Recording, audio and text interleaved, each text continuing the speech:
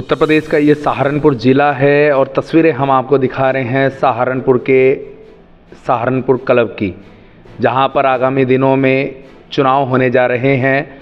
नामांकन पत्र जो हैं वो दाखिल कर दिए गए हैं, जिसके चुनाव के इंचार्ज हैं सिटी मजिस्ट्रेट सहारनपुर। और इस चुनाव को लेकर इस बार काफ़ी उत्साह जो चुनाव इस सहारनपुर क्लब के मेंबर हैं उनमें देखने को मिल रहा है। और पहली बार यहाँ चुनाव लड़ रहे हैं आलोक अग्रवाल हैं, वरिष्ठ व्यापारी हैं। उनसे हम जानेंगे आखिर इस चुनाव को लेकर इतनी उत्सुकता, इतनी उत्साहित क्यों हैं यहाँ के मेंबर, और क्या इस चुनाव में इस बार नया होने जा रहा है। उनसे हम जानेंगे, क्योंकि वो भी यहाँ पर सचिव के पद पर चुनाव लड़ रहे हैं, पहली बार चुनाव लड़ रहे हैं। उनसे हम जानेंगे। जी सर, नमस्कार। धन्यवाद मोनू जी। पहली बात तो मैं दूसरी बार चुनाव लड़ रहा हूँ। दूसरी बार और पहली बार मुझे 13 वोट मिले थे, लेकिन तब नया था, ज़्यादा कुछ करने को था नहीं। उसके बाद मैंने क्लब की राजनीति में क्लब को लेके, क्लब को सकारात्मक जो मैंने कार्य किए यहाँ पे, उसको लेकर सदस्यों ने मुझ पर ये दबाव डाला कि अब की बार मैं चुनाव लड़ूं।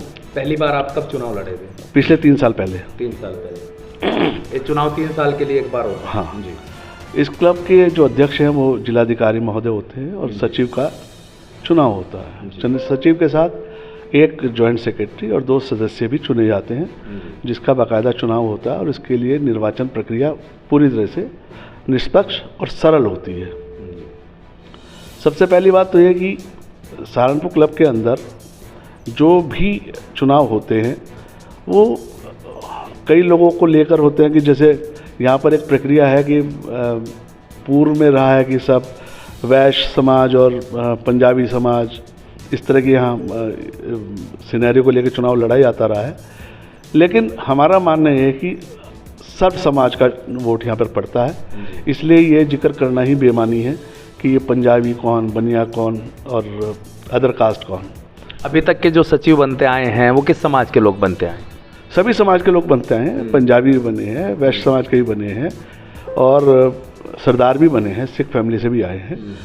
लेकिन सबसे बड़ी बात तो यह है कि जो भी यहाँ का सचिव बनता है वो बड़ा सोबर आदमी होता है और जो यहाँ की प्रक्रिया है वो भी बड़ी सरल है। कब गठन हुआ था सहारनपुर क्लब का? सहारनपुर क्लब का गठन जो हुआ था ये 1946 में हुआ था और तब से ये निरंतर चला आ रहा है। इसमें समय समय पर प्रगति भी हुई है, विकास भी हुए हैं और आगे भी विकास सतत उसकी प्रक्रिया जारी है। युवाओं को लेकर क्या इसमें भागीदारी रहती है? युवा किस तरह का काम करते हैं?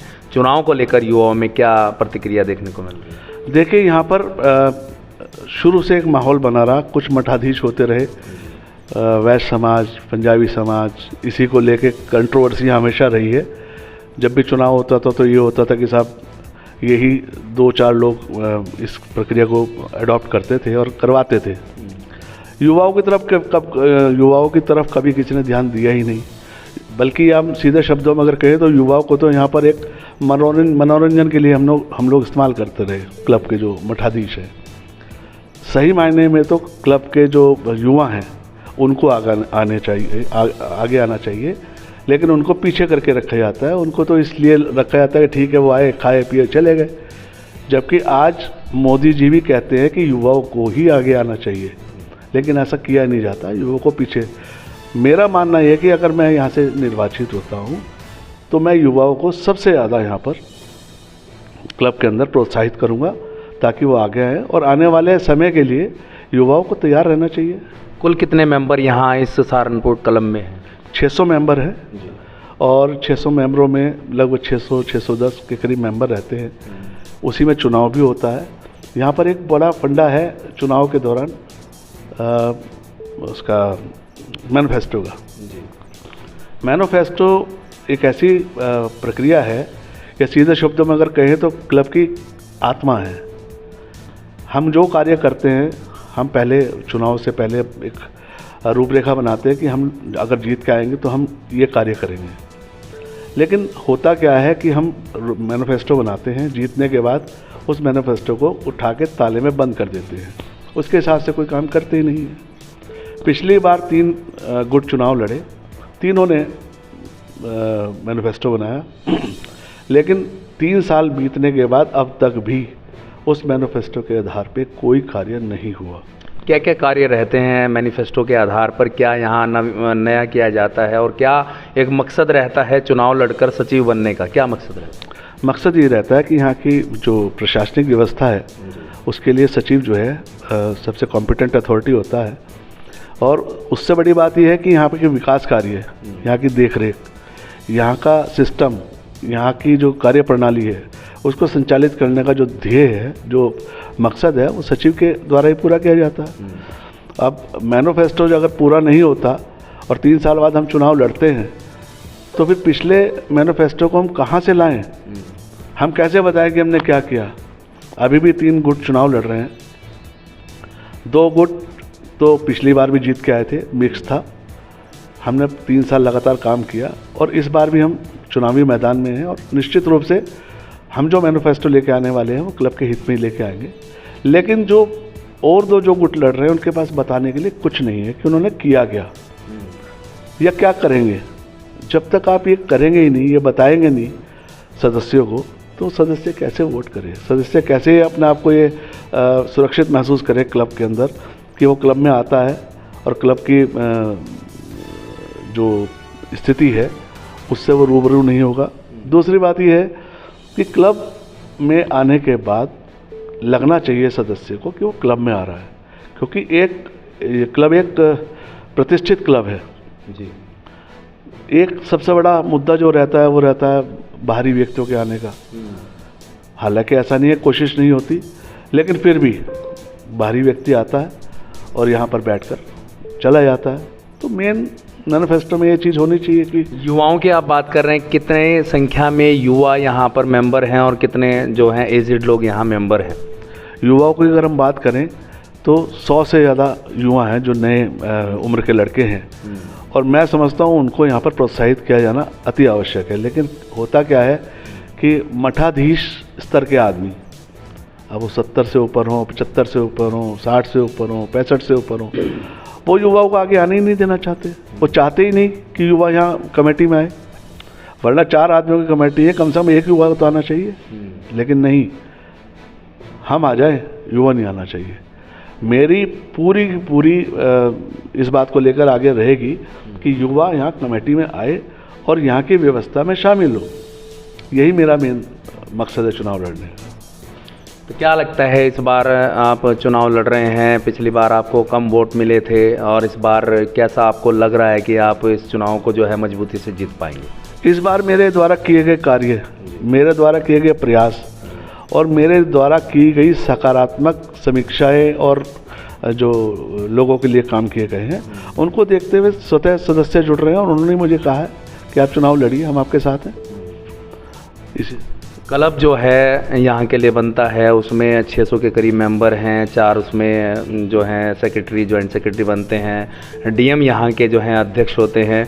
तो आम समाज के लिए क्लब क्या करता है? देखिए, अभी तक आम समाज के लिए क्लब कुछ नहीं करता। क्लब तो यहाँ पर जो 600 मेंबर है उनके हित की सोचता है, लेकिन मेरा मानना है कि बाहर के लिए भी कुछ होना चाहिए। समाज में अगर एक प्रतिष्ठित क्लब से कुछ भी हो तो आगामी दिनों में ये रहता है कि भाई ठीक है, सहारनपुर क्लब रचनात्मक कार्य भी करता है या सामाजिक कार्य भी करता है। अभी तक जो सामाजिक कार्य के नाम पे हम लोग यहाँ कल्चर प्रोग्राम करते हैं वो क्लब के सीमित मेंबरों के लिए होता है, सदस्यों के लिए होता है। लेकिन ठीक है, अब सदस्यों को अगर आम आदमी को आने की यहाँ बिल्कुल परमिशन दे दी जाएगी तो क्लब क्या रह जाएगा? नहीं, आम आदमी के हित के वो आने की ना हो, आम आदमी के हित के लिए होनी चाहिए। मैं तो ये मानता हूँ कि आम आदमी के लिए कुछ ना कुछ रचनात्मक कार्य होने चाहिए। इसका जो कलेक्शन होता है उसका क्या कोई हिसाब किताब रखा जाता है? क्या उसकी कोई फाइलिंग की जाती है? क्योंकि इतना बड़ा क्लब है और इतनी मेंटेनेंस है, इतना सब कुछ है, उसका कोई रिकॉर्ड होता है या फिर ऐसे ही चलता है? नहीं, बिल्कुल इसका रिकॉर्ड होता है और एक एक पैसे का हिसाब रखा जाता है। समय समय पर जिलाधिकारी इसकी समीक्षा भी करते हैं और विशेष तौर से मंडलायुक्त साहब अपने जो हैं वो विशेष रुचि लेते हैं। किसी भी कार्य में कोई भी अगर क्लब के अंदर अनियमितता होती है या क्लब के अंदर ऐसा लगता है कि कुछ हो रहा है तो तुरंत उस पर एक्शन भी लेते हैं। समय समय पर सचिव को निर्देशित करते हैं कि वो क्लब की सारी गतिविधियों को इकट्ठा करके उनको दिखाएं या एक मीटिंग के अंदर वो रखें। और ऐसा होता भी है, सचिव रखते हैं।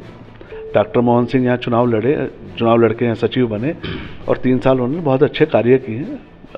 कार्य करने के साथ साथ जिलाधिकारी समय समय भी जब निर्देशित करते हैं तो सारा हिसाब किताब सब एक रूपरेखा बनाकर उनको बताते हैं। तो यहाँ पर आलोक अग्रवाल हैं जो चुनाव मैदान में हैं सहारनपुर क्लब के, और सचिव के पद पर, सेक्रेटरी के पोस्ट पर ये चुनाव यहाँ लड़ रहे हैं। इनका मानना है कि जो आने वाले युवा हैं उनको इस जिम्मेदारी से उनको जिम्मेदारी ये मिले, क्योंकि काफ़ी समय से जो हैं एजेड लोग ही यहाँ पर चुनाव लड़ते हैं, वो जीतते हैं, वो पदभार ग्रहण करते हैं। लेकिन नई सोच के युवा अगर आगे आएंगे तो उनको भी यहाँ मौका मिलेगा।